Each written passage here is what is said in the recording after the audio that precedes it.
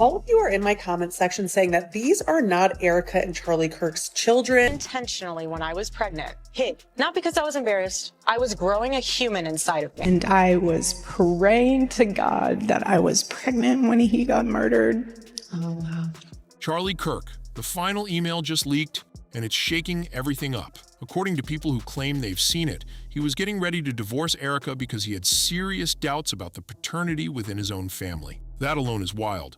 But once that detail slipped out, people started re-examining every single thing about their household. Even the public photos of the family started getting picked apart. Some online users are saying certain appearances do not always seem to match the timelines people were told.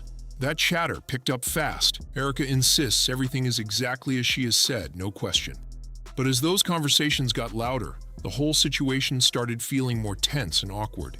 Then people brought up that interview Erika gave, the one where she said she was growing a human inside of her. That exact wording made a lot of people pause. It sounded unusual, and some said it did not come across like how most women normally speak about pregnancy. Now stack that on top of claims that Charlie had already removed Erika from his will before he passed away. If that is true, it paints a picture of someone quietly planning an exit. And if he really was preparing to walk away, then the marriage everyone thought they understood might not have been what it seemed at all. Is taking care of Erika's children. She has a 3 and a 4-year-old.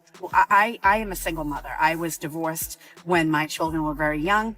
And I know, and I work full time, just like Erika Kirk. So I'm not saying, oh, you can't be a mother and work full time. So don't come in my comments with that bullshit. A lot of us out here work full time and raise kids. There is a shit ton of single moms out in the world and single dads. 2 weeks after Charlie Kirk's assassination, she was already on the road. Ever since Charlie passed away, Erika has been everywhere. News interviews, press tours, public appearances. She stays in the spotlight nonstop. At one event, she was even tossing merch into the crowd like it was some big rally moment. That caught a lot of attention fast.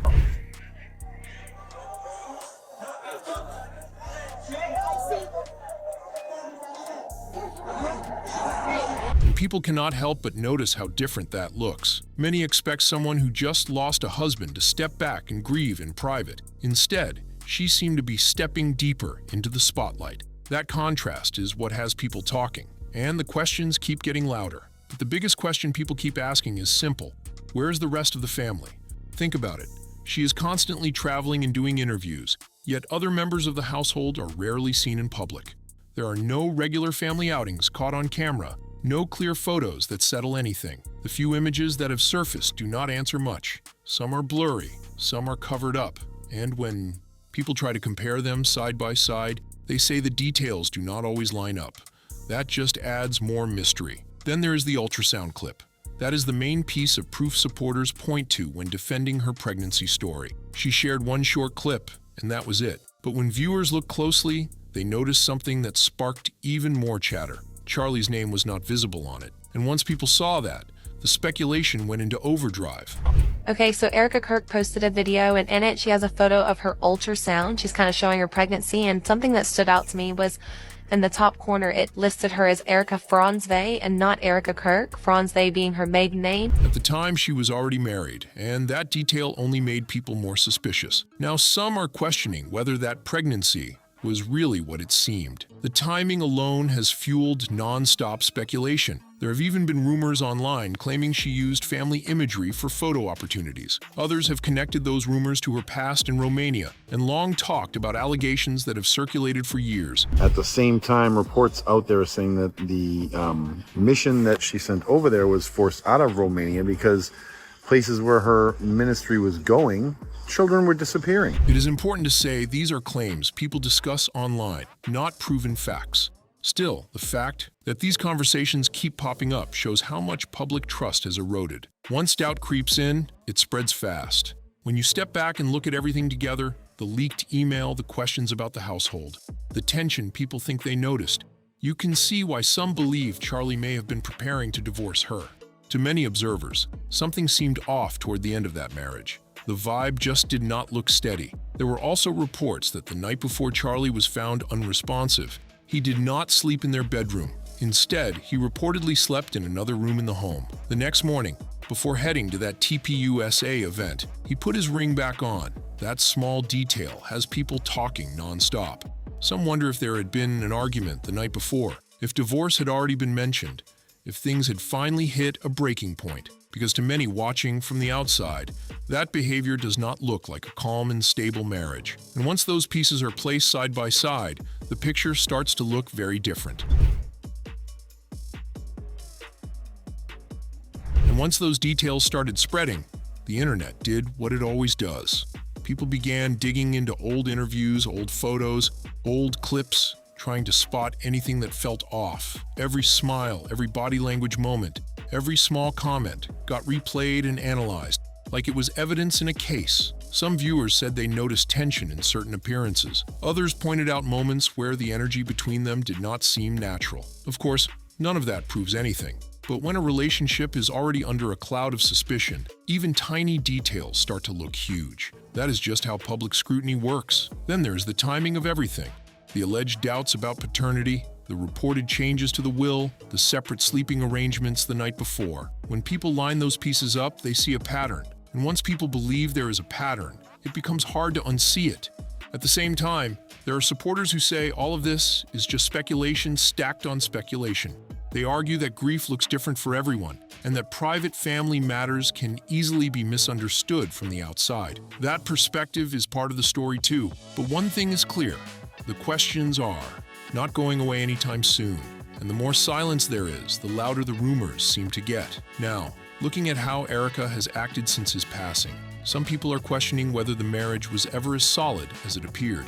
That doubt exploded after a Zoom call surfaced just 2 weeks after Charlie passed away. In that clip, she can allegedly be heard laughing and referring to his memorial as the event of the century. That line hit hard for a lot of viewers. For many, a memorial is meant to honor a life, not draw attention. So hearing that changed the way some people saw her. Supporters say tone can be misunderstood, especially in emotional moments. Critics say it sounded wrong. Either way, that clip poured gasoline on an already blazing fire of speculation. And just when the divorce rumors were already causing waves, her name started getting pulled into something even darker online. Talk connected to the Epstein investigations. To be clear, there is no confirmed evidence linking her to any wrongdoing. But after the Department of Justice released large batches of files tied to those investigations, internet users began scanning names, timelines, and social circles from that era. As people compared who was connected to whom back then, Erika's name started popping up in online discussions. No official accusations, just online chatter. Still, once a name enters that kind of conversation, the spotlight gets intense fast, and the speculation grows louder by the day. Once her name started circulating in those online threads, the speculation snowballed fast. People began posting old photos, event guest lists, and random social connections, trying to see if there was any overlap. In today's internet culture, even the smallest link can turn into a viral theory overnight. To be clear, being mentioned in online discussions does not equal guilt. A lot of names have been pulled into those files simply because they appeared in contact lists or attended the same public events. That context matters. But online, context often gets lost once emotions take over. Still, critics say the pattern of controversies surrounding her name makes it hard for them to ignore. They believe too many strange details are stacking up at once. Whether that belief is grounded in fact or fueled by suspicion depends on who you ask. But one thing is certain: the internet has locked in on this story, and it is not letting go anytime soon. One user even posted, "What if Charlie found out she was in the Epstein files right before he was no longer here?" That single question was enough to send certain corners of the internet into a full spiral. It was not presented as fact, just speculation. But once it was out there, it spread fast. Around the time Charlie passed away, Erika was reportedly working with the Corcoran Group, a luxury real estate brokerage based in New York.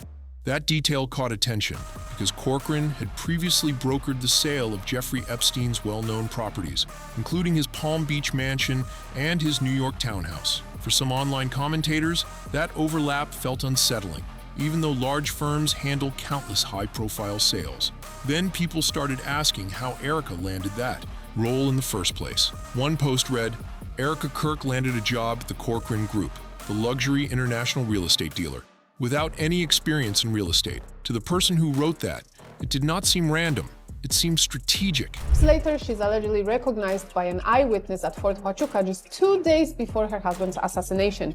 Husband who began to voice his opinions about Epstein very loudly and frankly. From there, the theories grew more intense. Some claim she was not just socially connected, but had deeper ties behind the scenes. There were even extreme rumors labeling her as Mossad. Others went further, suggesting she was Charlie's handler, not just his wife. Some people say you were actually a Mossad agent sitting in front of me, and you were Charlie's handler, and Israel killed Charlie. Those claims are serious and unproven, but once they started circulating, they added another dramatic layer to an already heated situation. As those theories picked up speed, the conversation online shifted from questions to full-blown storylines. People began stitching together timelines, screenshots, job history details, and social connections, like they were building a caseboard on a wall. Every coincidence was treated like a clue. Every gap was treated like proof. That is how fast things can escalate in the digital world. Some users argued that powerful networks protect their own and that the public only sees a small piece of what really goes on behind closed doors. Others pushed back hard, saying these kinds of claims can spiral into dangerous territory. When there is no solid evidence, both sides went at it non-stop, and the debate only got louder. Meanwhile, supporters insist that working at a company that once handled high-profile property sales does not mean personal involvement in anything illegal. Large firms manage deals for all kinds of clients. Guilt by association is not proof. That point keeps getting repeated by those defending her. Now, whether any of those claims are true or not, the reason some people even entertain them comes from Erika's past. When critics look at her timeline, they say certain parts do not feel typical. That perception is what keeps the speculation alive. She launched her charity, Everyday Heroes Like You, at just 17 years old. For most teenagers, that age is about finishing high school or starting college, still trying to figure life out. But Erika was already starting an international charity foundation. Erika, as a 17-year-old girl, goes to Romania to help orphans, somehow finds herself in the middle of a horrific scandal involving those orphans. Supporters call it ambitious. Critics call it unusual. Either way, it stands out. Then there is her beauty pageant background, the elite social circle she moved in, and the high-level connections she reportedly built early on. Over time, she was seen around major donors, political figures, and people close to Trump. Erika, please stand.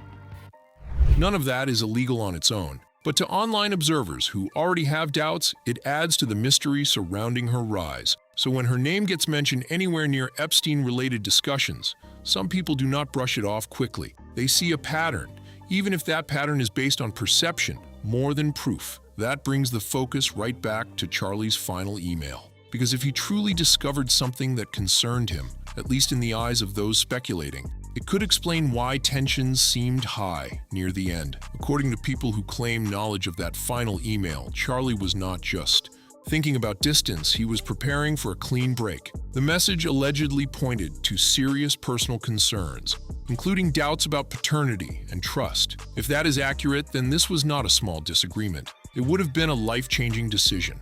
Some online commentators believe the tone of that email suggested urgency, not something casual, not something far off in the future. They say it read like a man who felt pressure building behind the scenes. Of course, the full verified contents have not been publicly confirmed, which leaves room for interpretation. And when there is room for interpretation, the internet fills in the blanks fast. Critics argue that if Charlie had truly uncovered information that alarmed him, it could explain the reported tension, the sleeping in a different room, the will changes, and the ring detail the next morning. To them, those moments feel connected. Supporters strongly disagree and say people are forcing unrelated events into one dramatic storyline. Right now, there are more theories than answers. And until something concrete is confirmed, the debate around that final email is only going to intensify. It was done. And according to people close to the situation, it was not just Charlie who had doubts. Some say his family never fully trusted Erika either. His parents especially, and even his sister Mary Kirk. There was always reported distance there. Those who were around them claimed you could feel that tension in the room. Something just did not click between Erika and the rest of his family. There were even talks that Mary wanted to step in and take over TPUSA after Charlie was gone. But that never happened. Erika stepped into the leadership role instead. That decision alone sparked quiet conversations behind the scenes. And then came the memorial. At the service, Erika did not allow Charlie's parents or his sister to speak. She kept the spotlight on herself the entire time. For many observers, that moment stood out in a big way. A memorial is supposed to honor someone's life collectively, and when close family members are not given a voice, people notice. Supporters say she had her reasons. Critics say it revealed deeper fractures within the family. Now add that to the leaked email, the divorce, rumors, the paternity questions, and everything else that has surfaced. When those pieces are placed side by side, some believe Charlie may have already made up his mind about the future of that marriage. They think he was ready to move on, but never got the chance to follow through. That leaves one haunting question. If Charlie were still here today, would he have stayed in the marriage to protect that polished public image everyone expected? Or had he reached the point where he was ready to walk away, no matter what people would say? We may never know what he truly would have done. If you found this breakdown interesting, make sure you like, subscribe, share this video, and drop your thoughts in the comments below. I will see you on the next one.